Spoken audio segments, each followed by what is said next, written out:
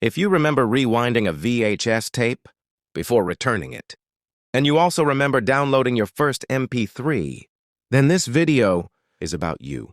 Pause.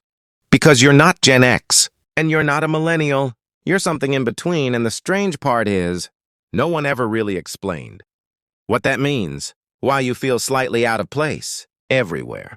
Too analog for the digital world, and too digital for the analog one.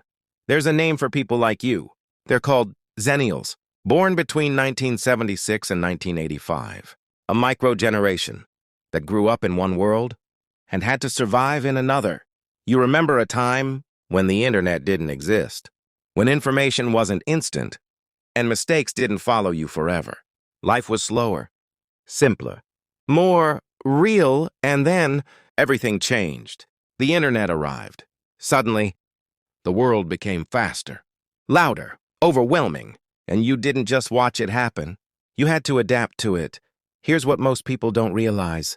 Your brain was still developing when this shift happened, which means your identity was shaped during chaos. That's why you became flexible, but cautious, aware, but mentally stretched. And just when you were starting your life, the world hit you again. The dot-com crash, the 2008 financial crisis. Right when you were building your future, everything became unstable. Psychologists call this the scarring effect. It's why you think twice before taking risks, save more than you spend, and always expect something to go wrong. Even when things are fine, but there's something else. You became the translator between older generations and younger ones. You understand both, but belonging to neither, and that creates a kind of exhaustion.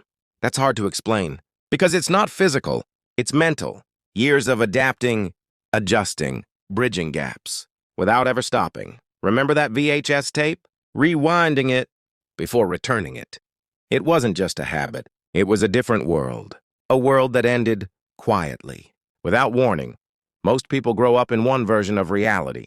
You didn't. You lived through the seam, between two completely different worlds. And that's why you think the way you do, feel the way you do, and live the way you do. So if this felt personal, that's not an accident. Subscribe, because we're going to explore more of what your mind has been trying to understand all along.